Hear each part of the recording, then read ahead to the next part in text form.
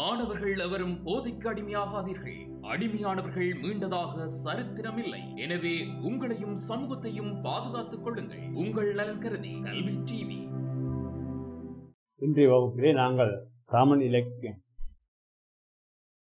இலக்கியமும் தமிழும் என்ற அந்த பாடப்பிறகு இது மூன்றாவது பாடம். நாங்கள் பார்க்கிறது சின்னஞ்சிறு பூச்சி.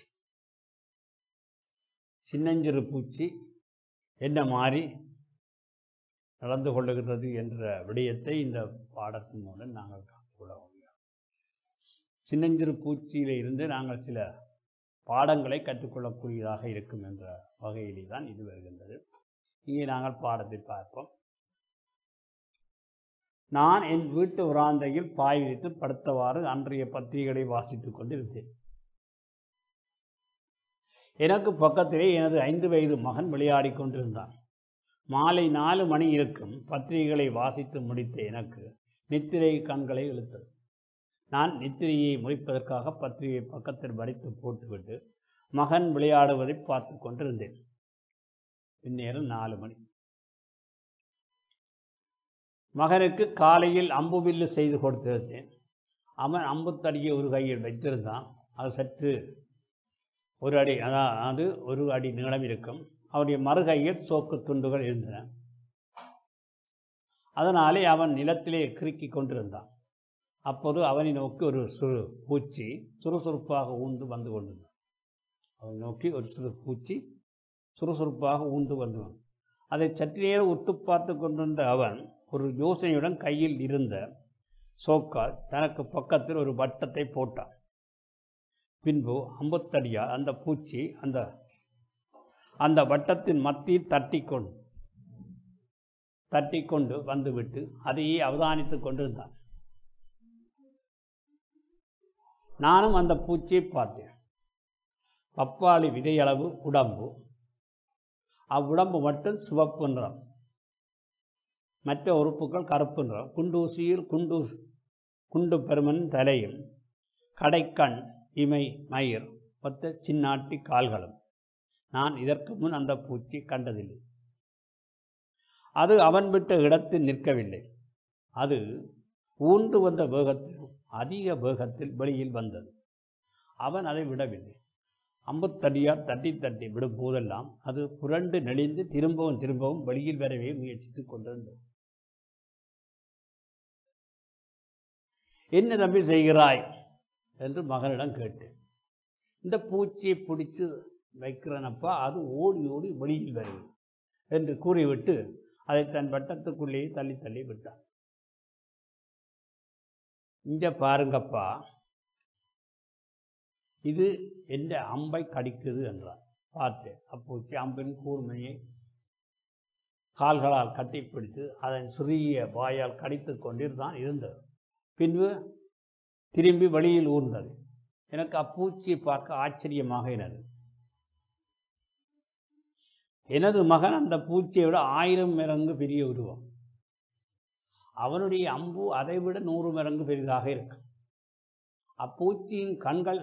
பூச்சிக்கு கண்கள் இருக்கின்றன. மகனின் பூதாகர உருவத்தையும் அம்பின் பாரிய தோற்றத்தை அது நிச்சயம் கண்டிருக்கும். கண்கள் இருக்குத்தானே. ஆனால் அது சற்றும் பயங்கொண்டதாக தெரியவில்லை. அதன் ஒரே லட்சியம் என் மகன் இட்ட சிறை வட்டத்துக்குள் இருந்து வெளியேறி தன் வெளியே செல்வதுதான். அந்த வட்டத்தை விட்டு வெளியே செல்வது. அது சளைக்கவில்லை, ஓயவில்லை. மகன் தட்டி விட அது இன்னும் வேகம் கொண்டு இயங்கியது. என் மகன் களைத்து போய் விட்டான். தன் நோக்கம் சரிபோகவில்லை என்று அவன் உணர்ந்ததும் அப்பூச்சியின் மேல் அவனுக்கு பெரும் ஆத்திரம். சிறுவன்தானே. அவன் முகத்தில் அது தெரிந்தது. அவன் தன் இறுதி முயற்சியாக பூச்சி வட்டத்துக்குள் அம்பினால் இழுத்து விட்டான். வட்டத்துக்குள் இழுத்து விட வெய்ய உருவம். அவனுடைய அம்பும் அதைவிட 100 மடங்கு பெரிதாக இருக்கும். அந்த பூச்சி கண்ணு மகன் தட்டி விட அது இன்னும் வேகம் கொண்டு இயங்குது. என் மகன் களைத்து போய்விட்டான். தன் நோக்கம் சரி போகவில்லை என்று அவன் உணர்ந்ததும் அப்பூச்சியின் மேல் அவனுக்கு பெரும் ஆத்திரம். அவன் முகத்தில் அது தெரிந்தது. அவன் தன் இறுதி முயற்சியாக அப்பூச்சியை வட்டத்துக்குள் அம்பினால் இழுத்து விட்டான். இதில் கெட, இல்லாட்டி உன்னை கொன்று போடுவேன் என்று அதை பயமுறுத்திவிட்டு யமன் போல அதை பார்த்து கொண்டே இருந்தான். அப்பூச்சி வெளியே தான் போய்கொண்டிருந்தான். அது பூச்சி வெளியே போய்கொண்டே இருந்தது. உடனே அவன் அதை தன் அன்பினால் தட்டி எடுத்து வட்டத்தின் நடுவில் விட்டு அதை நசித்து விட்டான். பூச்சியை நசித்து விட்டான். அதன் வயிறு பித்து சதை நிலத்தோடு ஒட்டி கொண்டது. அது சாகவில்லை. அரை உயிரோடு வெளியே நோக்கி தன் கால்களை எட்டி வலித்து ஊற முனைந்து கொண்டிருந்தது. நான் அந்த பூச்சியை மனத்துடிப்போடு உற்று நோக்கினேன். அந்த அற்ப உயிருக்குள் எவ்வளவு நிச்சயமான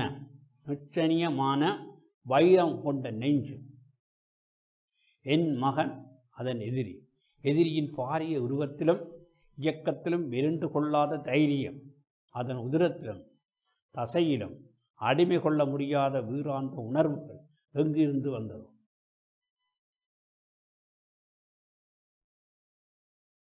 அது குறை உயிரோடு வெளியே ஊந்து செல்ல முனைவதை நான் காண என் மகனுக்கு தாங்க முடியவில்லை. அவனுக்கு தாங்க முடியாது.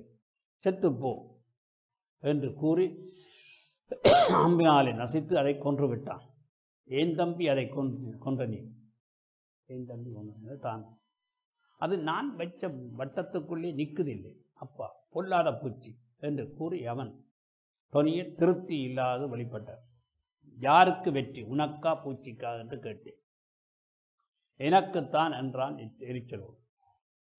அவன் கூறியை கேட்டு நான் சிரித்தேன். ஏனப்பா சிரிக்கிறீங்க என்று என்னை கோபத்தோடு நிமிர்ந்து பார்த்தார். உனக்கு எப்படி வெற்றி?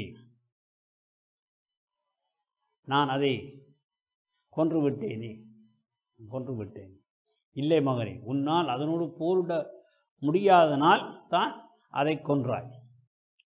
அதனோடு போரிட முடியாதனால் தான் நீ கொன்றாய். அந்த பூச்சிக்கு மீண்டும் உயிர் வந்தால் என்ன செய்யும்? வெளியேத்தான் அப்பா அந்த பூச்சி போகும். அதுதான் சொன்னேன், உனக்குத்தான் தோல்வி. இல்லையப்பா என்று மனஞ்சரித்தார்.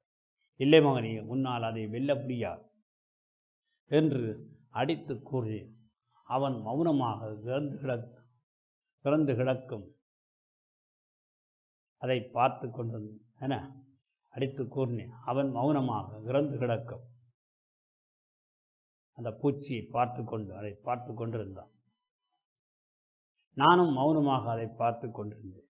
என் நெஞ்சுக்குள் அந்த சின்னஞ்சிறிய பூச்சி உயிரே ஊறத் தொடங்கியது. கொண்டு கொண்டே இருக்கிறது.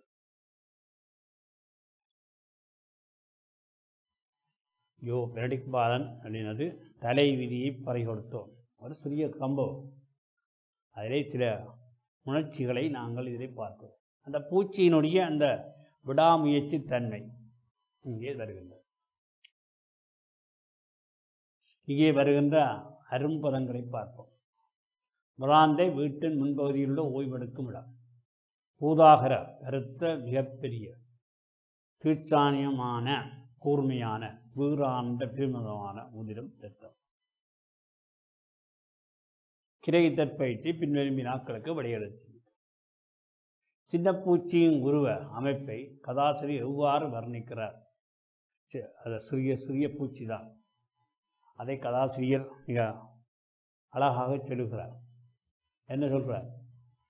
இந்த பப்பாப்பழ கொட்டை இருக்குல்ல, அந்த கொட்டை அளவுதான் சிறியது. பூச்சியின் மேல் மகன் ஆத்திரங்கொள்ள காரணம்.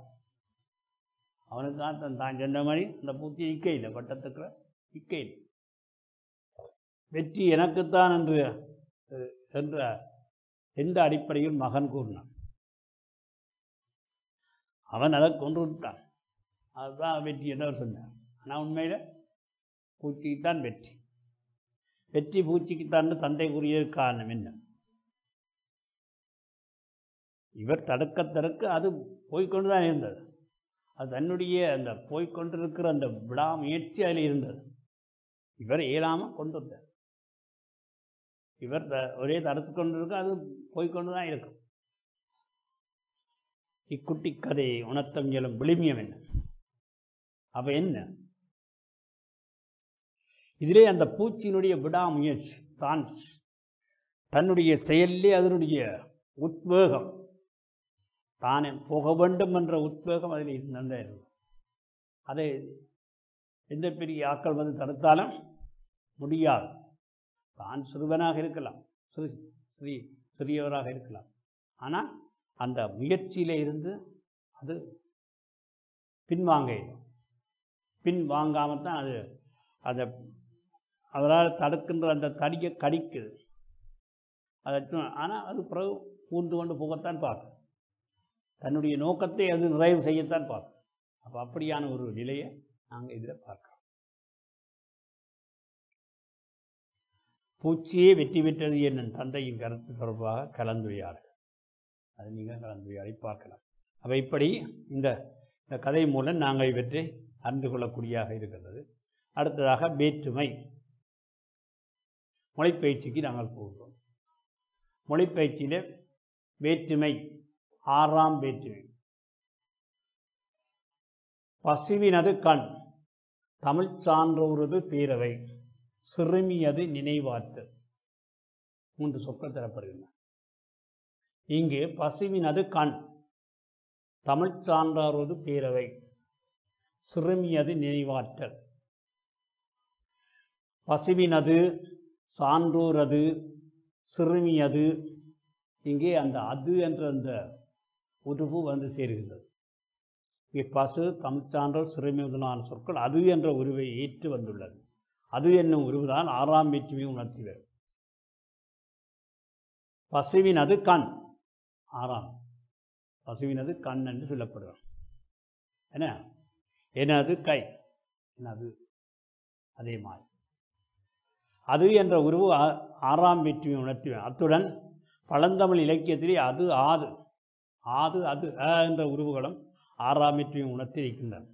இவற்றில் அது, ஆது என்பன பெருமைக்கும், என்பது பன்மைக்குமாக வருவதாக பழந்தமிழ் இலக்கியங்களில் இருக்கு. சிறுபான்மையாக அது என்ற உருவு உயர்திணை பன்மை, ஒருமை பன்மை பெயர்களை கொள்ளும். அரணது தோழன், அரணது தோழன், அடியாரது தொண்டன். உடைய என்பது 6ஆம் வேற்றுமைக்குரிய சொல்லுருவு, அந்த அதுக்கு பதிலாக பயன்படுத்துகிற சொல்லுருவு. உதாரணம், தமிழ்ச்செல்வனுடைய புத்தகம், உடைய தமிழ்ச்செல்வனுடைய புத்தகம். மேற்குறிப்பிட்ட வாக்கியங்களே 6ஆம் வேற்றுமை உருவுகள் கிழமை பொருளிலே வந்திருக்கிறது. கிழமை பொருள் என்பது உடைமை பொருள் என்று பொருள்படும். கிழமை பொருளை தற்கிழமை, பொருதின்கிழமை என்று 2 விதமாக சொல்கிறார். இந்த 2 வகையாக பகுத்து நோக்கும் போது தற்கிழமை என்பதை பிரிக்க முடியாது. ராமனது கருமை பிரிக்க முடியாது. பொருதின்கிழமை என்பது பிரிக்கப்படக்கூடிய தமிழ் கல்வியினது, கவியினது புத்தகம், தமிழ் கவியினது புத்தகம், தமிழ் கவியினது புத்தகம், புத்தகம் பிரிக்காது. அப்போ இப்படி பிரிக்கக்கூடியதை தற்கிழமை, பிரிக்கப்படாத பொருதின்கிழமை என்று 2 வகையாக நாங்கள் அவற்றை சொல்லக்கூடியதாக இருக்கும். இது 6ஆம் வேற்றுமை. பின்வரும் வாக்கியங்களில் 6ஆம் வேற்றுமை உருவை அல்லது சொல்லுருவை ஏற்றுள்ள சொற்களை உணர்த்தும் பொருட்களை எழுதுக. இது பயிற்சியாக தரப்படுது. பாருங்கள், திருமாறனது கரங்கள் வலிமையானவை, திருமாறனது கரங்கள். துரியோதனது தோழன் கண்ணன் ஆவான், துரியோதனது தோழன். அப்துல் காதரது பிறந்த நாள் விமர்சையாக கொண்டாடப்பட்டது. சோழனது குதிரைப்படை பாண்டிய நாட்டுக்கு சென்றது. அறிவு மதியினுடைய வீட்டை நோக்கி நடந்தோம். கூட்டத்தாருக்கு நாவலது வரவு மகிழ்ச்சி அளித்தது. கரைக்கு தூவப்பட்ட மிளகாயது பொடி காரமானது. முதலமைச்சரது வாசத்தனம் மக்களால் நிரம்பி வழிந்தது. நதிக்கரையில் பறவைகளது கூட்டம் அதிகமாக காணப்பட்டது. மரங்களது தொகுதியிலே மான்களும் காணப்படுகின்றன. அப்போ இப்படி இவற்றிலே 6ஆம் வேற்றுமை உருவுகள் இங்கே வருவதை நாங்கள் கவனிக்கக்கூடியதாக இருக்கின்றன. இவை 6ஆம் வேற்றுமைக்குரிய உருவுகளாக நாங்கள் வருகின்றன. இவற்றுக்கு அடுத்ததாக நாங்கள் பல பொருள் குறித்த ஒரு சொல் பற்றி நாங்கள் பார்க்கலாம்.